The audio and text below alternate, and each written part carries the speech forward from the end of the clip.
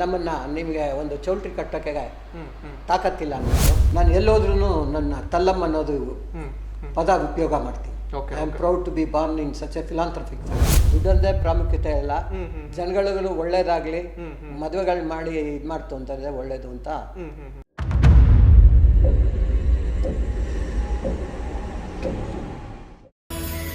ಶ್ರೀಯಕಾಂತಾಯ ಕಲ್ಯಾಣ ನಿಧಯೇ ನಿಧಯೇತಿನಾಂ ಶ್ರೀ ವೆಂಕಟ ನಿವಾಸಾಯ ಜಗಜ್ಜಾಲಪಾಲಂ ಗಜತ್ಕಂಠಮಾಲಂ ಶರಚಂದ್ರಭಾಲಂ. ಪ್ರತಿಯೊಂದು ಮನೆಯಲ್ಲಿ ದೇವ್ರ ಕೋಣೆ ವಿಶೇಷವಾಗಿ ಒಂದು ಸ್ಥಾನ ಪಡ್ಕೊಂಡಿರುತ್ತೆ. ಅದೇ ರೀತಿ ತಲ್ಲಂ ದ್ವಾರಕನಾಥ್ ಅವ್ರ ಮನೇಲಿ ಕೂಡ ವಿಶೇಷವಾದ ಒಂದು ದೇವರ ಕೋಣೆ ಇರುವಂಥದ್ದು ನೋಡ್ತಾ ಇರ್ಬೋದು. ಸಾಕಷ್ಟು ಅಲಂಕಾರ ಮತ್ತು ದೀಪ ಎಲ್ಲ ಉರಿತಿರ್ತದೆ. ಅದೇ ರೀತಿ ತಲ್ಲಂ ದ್ವಾರಕನಾಥರ ಶ್ರೀಮತಿಯವರಾದಂಥ ಈ ಮನೆ ಮಹಾಲಕ್ಷ್ಮಿ ಭಾರತಿ ಮೇಡಮ್ ಕೂಡ ನಮ್ಮ ಜೊತೆಗಿದ್ದಾರೆ. ಸೊ ಈ ಒಂದು ಕೋಣೆ ವಿಚಾರವಾಗಿ, ದೇವರ ಕೋಣೆ ವಿಚಾರವಾಗಿ ಅವ್ರ ಹತ್ರ ಮಾತಾಡ್ಸ್ತಾ ಹೋಗ್ತೀನಿ. ನಾನು ಭಾರತಿ ಅಂತ. ನಮ್ಮದು ತುಂಬ ಟ್ರೆಡಿಷ್ನಲ್ ಫ್ಯಾಮಿಲಿ. ಮುಂಚೆಯಿಂದ ನಮ್ಮ ಅತ್ತೆ ಮಾವ ಎಲ್ಲ ಪೂಜೆ ಇದು ಎಲ್ಲ ತುಂಬ ಶ್ರದ್ಧೆಯಿಂದ ಮಾಡ್ತಾಯಿದ್ರು. ನಾನು ಈ ಮನೆಗೆ ಬಂದು ನಾನು ಎಲ್ಲ ಕಲಿತು ಅದೇ ಥರ ಮಾಡ್ತಾಯಿದ್ದೀನಿ. ನಮಗೆಲ್ಲ ಹಬ್ಬಗಳೂ ತುಂಬ ವಿಶೇಷ, ತುಂಬ ಶ್ರೇಷ್ಠ. ಅದು ತುಂಬ ಇದಾಗಿ ಆಸ್ಪಿಷಿಯಸ್ ಆಗಿ ಮಾಡಬೇಕು ಅಂತ ತುಂಬ ಇಷ್ಟ. ಅಲಂಕಾರನೂ ಅದೇ ಥರ ಮಾಡ್ತೀವಿ, ಪೂಜೆನೂ ಅದೇ ಥರ ಮಾಡ್ತೀವಿ. ವರಮಹಾಲಕ್ಷ್ಮಿ ಆಗಲಿ, ಗಣೇಶ ಹಬ್ಬ ಆಗಲಿ, ಅನಂತ ಚತುರ್ದಶಿ ನಮಗೆ ತುಂಬ ದೊಡ್ಡ ಹಬ್ಬ ಮತ್ತು ತುಂಬ ವಿಶೇಷವಾಗಿ ಮಾಡ್ತೀವಿ. ಅಲಂಕಾರನೂ ತುಂಬ ಚೆನ್ನಾಗಿ ಮಾಡ್ತೀವಿ. ಮಾಡಬೇಕು ಅಂದರೆ ಅದೊಂಥರ ಉತ್ಸಾಹ. ನಮ್ಮ ಸೊಸೆಗೂ ಅಷ್ಟೇ, ನನಗೂ ಅಷ್ಟೇ, ಇಬ್ಬರಿಗೂ ತುಂಬ ಇಷ್ಟ. ನನಗೇನೋ ತುಂಬ ಬಿಲೀಫ್ ದೇವ್ರ ಮೇಲೆ. ಸೊ ಎಲ್ಲರೂ ಹೇಳ್ತಾರೆ, ನೀನು ತಿಂಡಿ ತಿಂದುಬಿಟ್ಟೆ ಪೂಜೆ ಮಾಡು ಅಂತ. ಅದು ಮನಸ್ಸೊಪ್ಪಲ್ಲ. ಅದೆಷ್ಟೊತ್ತಾದರೂ ಆಗಲಿ ನಾನು ಪೂಜೆ ಮಾಡಿಬಿಟ್ಟೆ ತಿನ್ನೋದು. ಹಾಗೆ ನಡ್ಸ್ಕೊಂಬರ್ತಾಯಿದ್ದೀನಿ ಇಷ್ಟು ವರ್ಷದಿಂದ, ಮದುವೆ ಆದಾಗಿಂದ ಇವಾಗವರೆಗೂ ನಡ್ಸ್ಕೊಂಬರ್ತಾಯಿದ್ದೀನಿ. ಸರ್, ಆಮೇಲೆ ನಿಮ್ಮ ಫ್ಯಾಮಿಲಿಯ ಮುಖ್ಯ ವಿಚಾರಕ್ಕೆ ನಾನು ಈಗ ಬರ್ತೀನಿ. ಅಂದರೆ ನಿಮ್ಮ ಫ್ಯಾಮಿಲಿಯ ಮೂಲ ಎಲ್ಲಿಂದ ಶುರುವಾಗುತ್ತೆ ಸರ್? ಆ್ಯಕ್ಚುಲಿ ನಾವು 1825 ಅಲ್ಲಿನಿಂದ ನಂಗೆ ಗೊತ್ತಿದೆ. ಓಕೆ. ದೊಡ್ಡ ನಾರಾಯಣ ಶೆಟ್ಟರು ಅಂತ ನಮ್ಮ ತಾತ ಅವ್ರ ತಾತ, ಓಕೆ ಓಕೆ, ಅವ್ರ ಶ್ರೀಮತಿಯವರು ಭಾಗಮ್ಮ ಅಂತ. ಅವ್ರಿಗೆ ಒಬ್ಬ ಮಗ ತಲ್ಲಂ ನಂಜುಂಡಯ್ಯ ಅಂತ. ಅದೇ ತಲ್ಲಂ ನಂಜುಂಡಯ್ಯನವರು. ಅವ್ರಿಗೆ ಇಬ್ರು ಹೆಂಡತಿರಿದ್ರು. ಮೊದಲನೇ ಅವರು ನರಸಮ್ಮ ಅಂತ, ಇನ್ನೊಬ್ರು ಅಚ್ಚಮ್ಮ ಅಂತ. ಮೊದಲನೇ ಹೆಂಡತಿಗೆ ನಮ್ಮ ತಾತ ಅವ್ರು ತಲ್ಲಂ ಸುಬ್ರಾಯ ಶೆಟ್ಟಿ ಅಂತ. ಎರಡನೇ ನಂಜುಂಡಯ್ಯ ಅಂತಂದ್ರೆ ಇಲ್ಲಿಂದ ಶುರುವಾಗುತ್ತೆ ನಿಮಗೆ ಫೋಟೋ ಡಾಕ್ಯುಮೆಂಟ್? ಈ ಫೋಟೋ ಇದರಿಂದ ಶುರು ಆಗುತ್ತೆ. ಈ ತಲ್ಲಂ ನಂಜುಂಡಯ್ಯ ಅನ್ನೋದು ನಮ್ಮ ಮುತ್ತಾತ. ಸೊ ಅಲ್ಲಿನ ಡಾಕ್ಯುಮೆಂಟ್ ಇದು ನೋಡಿದ್ರೆ ನಮ್ಗೆ ಹೆಚ್ಚು ಕಮ್ಮಿ 1854. ಕರೆಕ್ಟ್. ಸೊ ಅವಾಗಿನ ಫೋಟೋ ಹೆಂಗ್ ಕಲೆಕ್ಷನ್ ಇಟ್ಕೊಂಡಿದ್ದೀರಿ? ಇದ್ರ ಬಗ್ಗೆ ಹೇಳಕ್ಕೆ ಇಷ್ಟಪಡ್ತೀನಿ. ನಮ್ಮ ತಾತ ಅವರು 1908 ಬೆಂಗಳೂರಿಗೆ ಬಂದ್ರು. ಬೆಂಗಳೂರಿಗೆ ಬಂದು ಇಲ್ಲೆಲ್ಲ ವ್ಯಾಪಾರಗಳು ಮಾಡಿ ಇಲ್ಲಿ ನೆಲೆಸ್ಬಿಟ್ರು. ಅಲ್ಲಿ ಕೆಲವರು ನಮ್ಮ ಇನ್ನೊಬ್ಬ ನಮ್ಮ ಚಿಕ್ಕ ತಾತ ಅವರೆಲ್ಲ ಅಲ್ಲೇ ಇದ್ರು. ಅಲ್ಲಿ ಆಗಿನ ಕಾಲದಲ್ಲೇ ನಮ್ಮ ಮುತ್ತಾತ ಅವರಾಗ್ಲಿ ಅವರ ಮಕ್ಕಳಾಗ್ಲಿ ಸುಮಾರು ದಾನ ಧರ್ಮಗಳನ್ನೆಲ್ಲ ಮಾಡಿದ್ದಾರೆ. ಅಲ್ಲೊಂದು ಗೌರ್ಮೆಂಟ್ ಸ್ಕೂಲ್ ಇತ್ತು. ನಾನು ರೋಟರಿಯಲ್ಲಿ ಒಬ್ಬ ಸದಸ್ಯನಾಗಿದ್ದೀನಿ. ರೋಟರಿ ಇದು ಒಂದು ಧ್ಯೇಯ ಅಂದ್ರೆ ಅದು ಒಂದು international service organisation. Throughout the world 125 ದೇಶಗಳಲ್ಲಿದೆ. 12 ಲಕ್ಷಕ್ಕಿಂತ ಜಾಸ್ತಿ ಸದಸ್ಯರಿದ್ದಾರೆ. ನಮ್ಮನ್ನೆಲ್ಲ ನಾವು ಇಲ್ಲಿ ಪಟ್ಟಣದಲ್ಲಿ ಎಲ್ಲರಿಗೂ ಸಹಾಯ ಸಿಗುತ್ತೆ. ಹಳ್ಳಿಗಳಿಗೆ ಹೋಗಿ ಸಹಾಯ ಮಾಡಿದಾಗ ನನಗೆ ನನ್ನ ಪೂರ್ವಜರಿರೋ ಕಡೆಗೆ ನನ್ನ ಮನಸ್ಸು ಹೋಯ್ತು. ಆವಾಗ ಅಲ್ಲಿ ಮಂಚನಹಳ್ಳಿರೋದೆ, ಅಲ್ಲಿ ಒಂದು ಗೌರ್ಮೆಂಟ್ ಸ್ಕೂಲ್ ಇದೆ. ಅದು ಕೂಡ 100 ವರ್ಷಗಳ ಹಿಂದಿಂದು. ಅದು ಕೂಡ ತಮ್ಮ ಫ್ಯಾಮಿಲಿಯವರ ಕಾಂಟ್ರಿಬ್ಯೂಷನ್ ಇರುವಂತದ್ದು ಅಂತ ನಾವು ಕೇಳ್ಪಟ್ಟಿದ್ದೀವಿ. ಹೌದು, ಶಿಥಿಲವಾಗಿತ್ತದು. ಎಲ್ಲ ಟಿನ್ ಶೀಟ್ಸ್ ಗಳೆಲ್ಲ ಆಗಿ ಗೋಡೆಗಳೆಲ್ಲ ನೀರ್ ಸೋರಿ ಅಲ್ಲಿ ನಾನು ನೋಡ್ತಾ ಇದ್ದಾಗ ಒಂದು ಫೋಟೋ ಕಾಣಿಸ್ತು. ಅದು ಕೂಡ ಎಲ್ಲ ಬ್ಲರ್ ಆಗಿ ಸರಿಯಾಗಿ ಕಾಣಿಸ್ತಾ ಇರ್ಲಿಲ್ಲ ಫೋಟೋ ಯಾರ್ದು ಏನು ಅಂತ. ಹತ್ರ ಹೋಗಿ ನೋಡಿದಾಗ ತಲ್ಲಂ ಅಂತ ಕಾಣಿಸ್ತು. ಈಗ ತಲ್ಲಂ ಅಂತಿದೆ, ಫೋಟೋ ಇಳಿಸು ಅಂತಂದ್ರೆ ಈ ಫೋಟೋ ಸಿಕ್ತು. ಈ ಫೋಟೋದಲ್ಲಿ ಹೌದು, ಈ ಫೋಟೋದಲ್ಲಿ ಬೇರೆ ಕಡೆನೂ ಅಲ್ಲಿ ಅವರ ನಮ್ಮ ಹಳೆ ಮನೆ ಇಲ್ಲೂ ಫೋಟೋ ಇದೆ. ಅದ್ರಲ್ಲಿ date of birth date of death ಇಲ್ಲ. ಇಲ್ಲಿ ಮಾತ್ರ 2 July 1854 date of birth, 15/4/23 date of death ಇದು ಸಿಕ್ತು. ಅಲ್ಲಿನಿಂದ ನಾನು ಮುಂದುವರ್ಸ್ಕೊಂಡ್ ಬಂದೆ. ಇವ್ರು ಬೆಂಗಳೂರಿಗೆ ಬಂದು ಸಿಟಿಯಲ್ಲಿ ಬಟ್ಟೆ ವ್ಯಾಪಾರ ಸ್ಟಾರ್ಟ್ ಮಾಡಿದ್ರು. ಅವ್ರಿಗೆ 11 ಜನ ಮಕ್ಕಳು. ಇಲ್ಲೆಲ್ಲ ವ್ಯಾಪಾರ ಮಾಡಿ ಆಗಿನ ಕಾಲದಲ್ಲಿ ಬಟ್ಟೆ ವ್ಯಾಪಾರದಲ್ಲಿ ಇದ್ದವರೇ 4ರಿಂದ 5 ಜನ. ಅದ್ರಲ್ಲಿ ನಾವೊಬ್ರು ತಲಂ ಸುಬ್ರಾಯ ಶೆಟ್ಟಿ ಅಂತಂದ್ರೆ ಬಹಳ ಹಳೆ ಒಂದು cloth merchants. We carried a good name. ನಾವು ಬಿಟ್ಟ ಅಂದ್ರೆ ಇನ್ನೊಂದು 3-4 ಜನ ಇದ್ರು. ಜೀನಾಬಾಯಿ ದೇವಿದಾಸ್, ದೇವಿಚಂದ್ ಮಿಶ್ರಮಲ್, ಪೊಪ್ತಿ ಕೃಷ್ಣ ಶೆಟ್ಟಿ ಅಂತ 4-5 ಅಂಗಡಿಗಳಿತ್ತು. ಯಾವಾಗ್ಲೂ ಹೇಳ್ತಾರೆ ಯಾರಾದ್ರೂ ವ್ಯಾಪಾರ ಮಾಡಬೇಕು ಅಂತಂದ್ರೆ ಸ್ಥಳದ ವ್ಯಾಪಾರ ಮಾಡ್ತು ಅಂತಂದ್ರೆ ಚೆನ್ನಾಗಾಗುತ್ತೆ ಅಂತ. ನಮ್ದು ಬಟ್ಟೆ ವ್ಯಾಪಾರ ಸ್ಥಳದ ವ್ಯಾಪಾರ, ಬಟ್ಟೆ ಬಿಟ್ಟ ಅಂದ್ರೆ ಸಿಲ್ಕು. ಅದ್ ಬಿಟ್ಟು ನಮ್ದು ಫ್ಲೋರ್ ಮಿಲ್ ಕೂಡ ಇತ್ತು, ಜ್ಯುವೆಲ್ರಿ ಕೂಡ ಇತ್ತು. ಅದಾದ್ಮೇಲೆ ನಾವು ಬಿಗ್ಗೆಸ್ಟ್ ಫೈನಾನ್ಸಿಯರ್ಸ್ ಇನ್ ಬ್ಯಾಂಗ್ಳೂರ್. ನಾವೆಲ್ಲ ಒಟ್ಟಿಗೆ ಇದ್ದಿದ್ರಿಂದ ಎಲ್ಲ ಇದ್ ಮಾಡಿ ನಮ್ಮ ಬಡ್ಡಿಗೆ ಕೊಡ್ತಾ ಇದ್ವಿ. ಅಂದ್ರೆ ಮುಖ್ಯವಾಗಿ ನಿಮ್ಮ ಫ್ಯಾಮಿಲಿ ಬಿಸ್ನೆಸ್ ಇನ್ನೇ ಬೇರೆ ಬೇರೆ ಏನಿತ್ತು ಅಂತ ಆಗಿನ ಕಾಲದಲ್ಲಿ ಅದು ಪ್ರಾರಂಭ ಆಯಿತು. ನಂತರದಲ್ಲಿ ನಮ್ಮ ಫ್ಯಾಮಿಲಿ ಬೆಳೆದಂಗೆ ಬೇರೆ ಬೇರೆ ಕಡೆನೂ ಶುರು ಮಾಡಿದ್ರು. ಅಂದ್ರೆ ಮುಖ್ಯವಾಗಿ ತಲ್ಲಂ ಫ್ಯಾಮಿಲಿ ಬೆಂಗಳೂರಿಗೆ ಬರೆದ್ಮೇಲೆ ಒಂದು ಟೆಕ್ಸ್ಟೈಲ್ ಬಿಸ್ನೆಸ್ ಅಲ್ಲಿ ನಂಬರ್ 1 ಆಗ್ತದೆ. ಸೊ ಅದ್ರ ಜೊತೆಗೆ ಸಮಾಜಮುಖಿ ಕೆಲಸಗಳು, ಈಗೇನು ಮಂಚನಹಳ್ಳಿಯಲ್ಲಿ ಸಮಾಜಮುಖಿ ಕೆಲಸಗಳು ಆಗ್ತವೆ, ಅದೇ ರೀತಿ ಬೆಂಗಳೂರಲ್ಲಿ ಕೂಡ ಅದು ಮುಂದುವರಿದು. ಸೊ ಇಲ್ಲಿ ಹಾಸ್ಪಿಟಲ್ ಮತ್ತೆ ಒಂದು ಚೌಟ್ರಿ ಕೂಡ ಶುರುವಾಗುತ್ತೆ ಅಂತ ಕೇಳ್ಪಟ್ಟಿದ್ದೆ. ಬಟ್ ಇವಾಗೂ ಇದೆ. ಚೌಟ್ರಿ ಶುರುವಾಗೋದಕ್ಕೆ ಒಂದು ಕತೆ ಇದೆ ಅಂತಲ್ಲ, ಏನು? ಹೌದೌದು. 1940ರಲ್ಲಿ ನಾವು 11 ಜನ ಅಣ್ಣ ತಮ್ಮಂದ್ರು ಅಕ್ಕ ತಂಗಿರೋದ್ರಿಂದ ಪ್ರತಿ ವರ್ಷ ಮದುವೆಗಳಾಗೋದು. ಆಗಿನ ಕಾಲದಲ್ಲಿ ಬಹಳ ಕಮ್ಮಿ ಚೌಲ್ಟ್ರಿ ಇತ್ತು. ನಾವು ಒಂದು ಚೌಲ್ಟ್ರಿ ಕೇಳೋಕೆ ಹೋಗೋವಾಗ ನಮ್ಮನ್ನ ನಿಮಗೆ ಒಂದು ಚೌಲ್ಟ್ರಿ ಕಟ್ಟೋಕೆ ತಾಕತ್ತಿಲ್ಲ ಅಂದ್ಬಿಟ್ರು.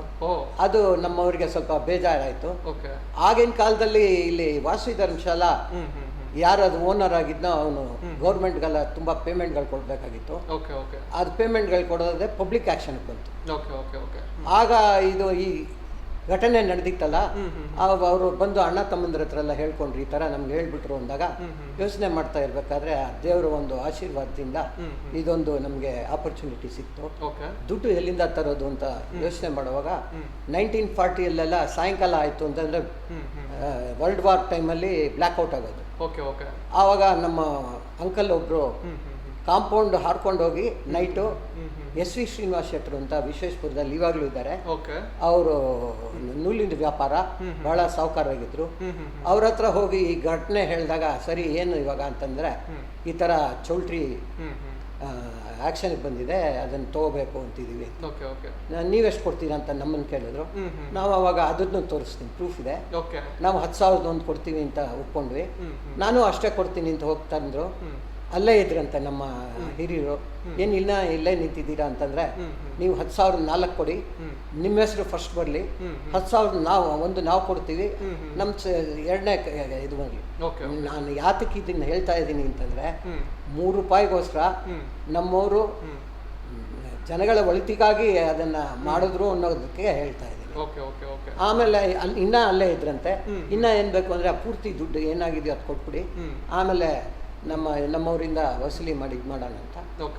ಅಲ್ಲಿನಿಂದ ಪ್ರಾರಂಭ ಆಯಿತು ಈ ವಾಸವಿ ಧರ್ಮಶಾಲಾ ಅನ್ನೋದು. ಅದು 1949ರಲ್ಲಿ ಪ್ರಾರಂಭ ಆಯಿತು.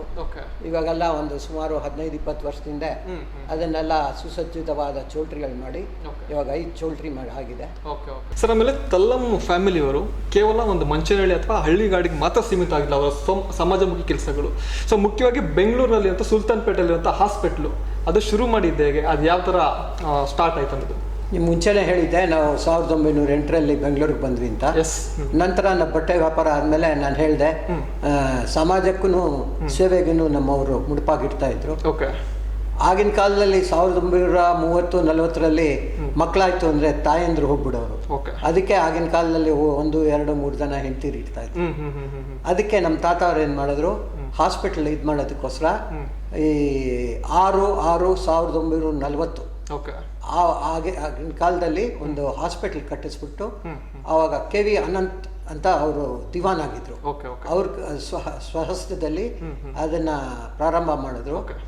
ಪ್ರಾರಂಭ ಮಾಡಿ ಅದನ್ನ ಕಾರ್ಪೊರೇಷನ್ ಕೊಟ್ಬಿಟ್ವಿ, ಅವ್ರನ್ನ ಅದನ್ನ ಮೇಂಟೈನ್ ಮಾಡಿ ಅಂತ.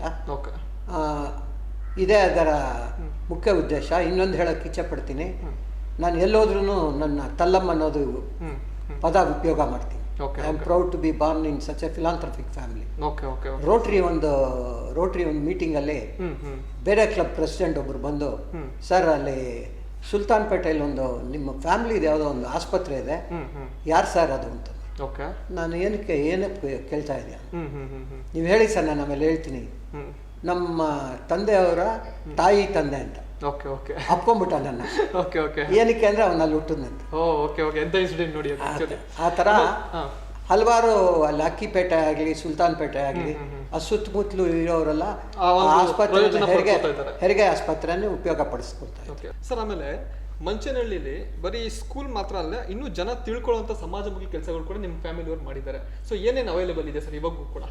ಖಂಡಿತವಾಗ್ಲೂ ಹೇಳಕ್ಕೆ ಇಚ್ಛೆಪಡ್ತೀನಿ. ನಾನು ಮುಂಚೆನೇ ಹೇಳ್ದಂಗೆ ನಮ್ಮ ತಾತ ಅವರು 1908ರಲ್ಲಿ ಬಂದಿದ್ರಿಂದ ಬೇರೆ ಅಣ್ಣ ತಮ್ಮಂದ್ರು ಇವರೆಲ್ಲ ಅದನ್ನು ಹಾಗೆ ಉಳಿಸ್ಕೊಂಡು ಹೋಗಿ 12/8/1951ರಲ್ಲಿ ಆಗಿನ ಕೃಷ್ಣರಾಜ ಒಡೆಯರ ಸ್ವಹಸ್ತದಿಂದ ಹಾಸ್ಪಿಟಲ್ ಪ್ರಾರಂಭ ಮಾಡಿದ್ರು. ಐ ಥಿಂಕ್ ಕಂಬೈನ್ಡ್ ಹಾಸ್ಪಿಟಲ್ ಅಂತ ಅನ್ಸುತ್ತೆ ಅದು. Combined hospital. ಓಕೆ. ಅದಲ್ಲದೆ ಇನ್ನ ಲೋಕಲಲ್ಲಿ ದೇವಸ್ಥಾನ ಆಗಲಿ, ಬ್ಯಾಂಕ್ ಬೇರೆ ಸ್ಟಾರ್ಟ್ ಮಾಡಿದ್ರು ಅವಾಗಿನ ಕಾಲದಲ್ಲೇ ಬ್ಯಾಂಕು. ಅದನ್ನು ಪ್ರೂಫ್ ಇದೆ. Okay okay. ಆಗ ಬ್ಯಾಂಕ್ದು. ಆಮೇಲೆ ಅವಾಗ ನಾವು ಡೊನೇಷನ್ ಕೊಟ್ಟಾಗ, ಆಗಿನ ಕಾಲದಲ್ಲಿ ಡೊನೇಷನ್ ಕೊಡಬೇಕು ಅಂದ್ರೆ ಗೌರ್ಮೆಂಟ್ ಇದು ಮೈಸೂರು ಸರ್ಕಾರ ಅದಕ್ಕೆ ಒಪ್ಕೋಬೇಕಾಗಿತ್ತು. ಆ ಲೆಟರ್ ಕೂಡ ಇದೆ. 5,000 ರೂಪಾಯಿ ನಾವು ಕೊಡ್ತೀವಿ ಅಂತ ಹೇಳೋದಕ್ಕೆ ಒಂದು ಲೆಟರ್ ಕೊಟ್ಟಿದ್ದು ಇದೆ. ಅದಲ್ಲದೆ ಬ್ಯಾಂಕ್ ಆಗಲಿ ಇತರೆ ಅಲ್ಲಿ ಲೋಕಲ್ ಬಾಡೀಸ್ ಅಲ್ಲಿ ನಮ್ಮ ತಾತ ಅವರು ಮಿರಾಸ್ದಾರ್ ಕೂಡ ಆಗಿದ್ರು. ಇದಲ್ಲದೆ ನಾವು ಜಾತಿ ಭೇದ ಎಲ್ಲ ನೋಡದೆ ಹಿಂದೂಗಳಾಗ್ಲಿ ಮುಸ್ಲಿಂ ಆಗಲಿ ಒಟ್ಟಿಗೆ ನಡ್ಸ್ಕೊಂಡ್ ಬಂದಿದ್ದೀವಿ. ನಿಮಗೆ ಗೊತ್ತು, ಮಂಚನಹಳ್ಳಿಯಲ್ಲಿ ಹಿಂದೂಗಳಿದ್ದಂಗೆ ಮುಸ್ಲಿಂ ಅವರು ತುಂಬಾ ಜನ ಇದ್ದಾರೆ. ಇದ್ರ ಬಗ್ಗೆ ಒಂದು ಚಿಕ್ಕದಾಗಿ ಹೇಳಕ್ಕೆ ಇಷ್ಟಪಡ್ತೀನಿ. ಆಗಿನ ಕಾಲದಲ್ಲಿ ಒಂದ್ ಮೇಲೆ ಒಂದು ಮಕ್ಕಳಾಗ್ತಾ ಇರೋದ್ರಿಂದ ತಾಯಿಗೆ ಮಕ್ಕಳಿಗೆ ಸರಿಯಾಗಿ ಪೋಷಣೆ ಮಾಡಕ್ ಆಗ್ತಾ ಇರ್ಲಿಲ್ಲ. ಕಾಶಿಂಬಿ ಅಂತ ಅಲ್ಲಿ ಮುಸ್ಲಿಂ ಲೇಡಿ, ಅವರು ನಮ್ಮ ತಂದೆನ 2-3 ವರ್ಷ ಸಾಕಿ ದೊಡ್ಡವ್ರು ಮಾಡಿದ್ರು. ಅವ್ರು ಮಾಡಿದ ಉಪಕಾರಕ್ಕೆ ಅವ್ರ ಹೆಸರಿಗೆ ಒಂದು ಮನೆನೇ ಬರ್ಕೊಟ್ಬಿಟ್ರು ನಮ್ಮ ತಾತ ಅವರು. ಆ ಅಮ್ಮ ಭಾಳ ಚೆನ್ನಾಗಿ ನೋಡ್ಕೊಂಡ್ಲು. ಇವಾಗಲೂ ಕೂಡ ನಾನು ಅಲ್ಲಿ ನೋಟ್ಬುಕ್ ಡಿಸ್ಟ್ರಿಬ್ಯೂಷನ್ಗೆ ಹೋದಾಗ ಮುಂದ್ಗಡೆನೆ ಒಂದು ಸ್ಕೂಲ್ ಇದೆ, ಮುಸ್ಲಿಂ ಸ್ಕೂಲ್. ನನಗೇನು ಜಾತಿ ಭೇದ ಇಲ್ಲ. ಆಮೇಲೆ ನಮ್ಗೆ ಆಗಿನ ಕಾಲದಲ್ಲಿ ನಮ್ಮ ತಂದೆಗೆ ಮೈ ಚೆನ್ನಾಗಿಲ್ಲ ಅಂದ್ಬಿಟ್ಟು ಆ ಮುಸ್ಲಿಂ ಇದ್ರಲ್ಲಿ ಪಂಜಾ ಅಂತ ಇಡ್ತಾರೆ, ಅದನ್ನ ಕೂಡ ನಮ್ಮ ತಂದೆ ಹೆಸರಲ್ಲಿ ಇಟ್ಟಿದ್ದಾರೆ. ಅದೊಂದು ಕೃತಜ್ಞತೆ ಒಂದು ತೋರಿಸುವಂತ ವಿಷಯ. ಆಮೇಲೆ ಚೌಟ್ರಿ ಬಗ್ಗೆ ಹೇಳಿ ಸರ್.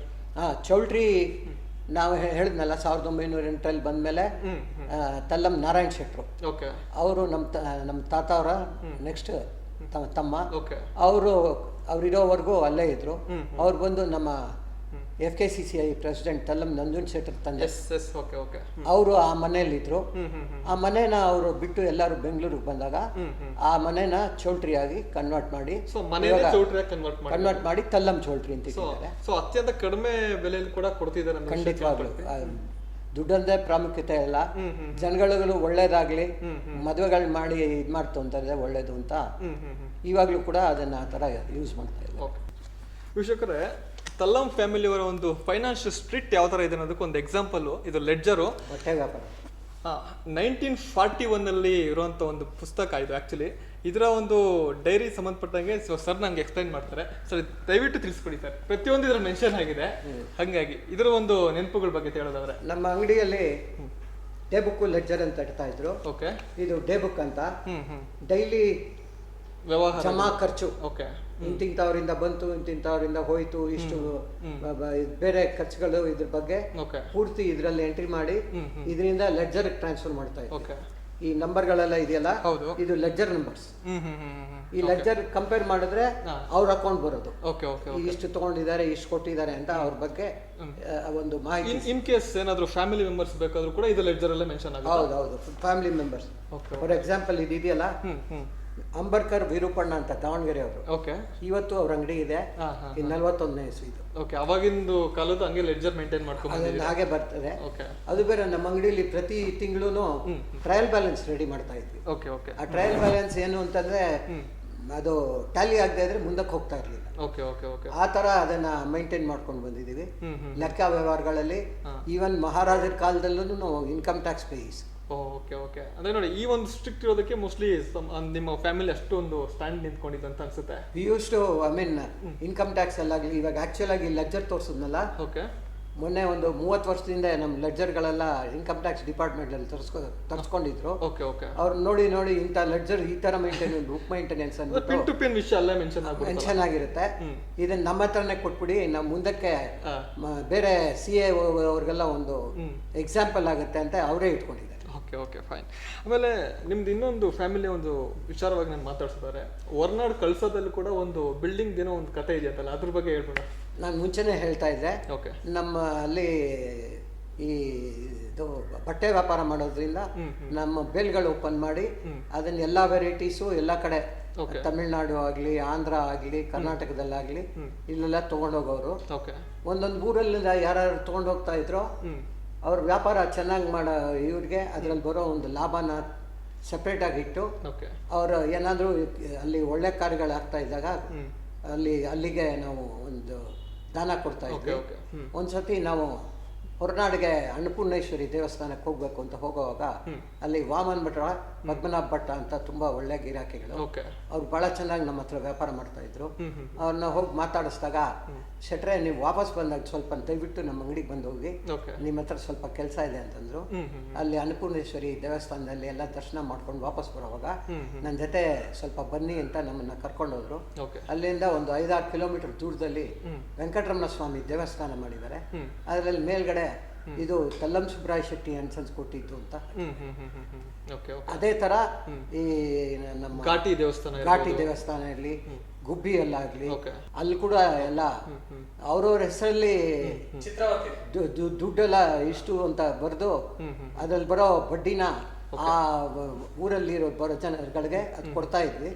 ಆಮೇಲೆ ಹೊಸದಾಗಿ ಒಂದು ರೂಲ್ ಬಂತು, ನಾವು ಆ ಥರ ಎಲ್ಲ ಬೇರೆ ದೇವಸ್ಥಾನಗಳ ಹೆಸರಲ್ಲಿ, ಅನಾಥಾಶ್ರಮ ಹೆಸರುಗಳಲ್ಲಿ ಇಡೋಂಗಿಲ್ಲ ಅಂದಾಗ ಅದರಲ್ಲಿರೋ ಅಸಲು ಪೂರ್ತಿ ನೀವು ತೊಗೊಂಡೋಗ್ಬಿಡಿ ಅಂತ ಕೊಟ್ಬಿಟ್ಟು.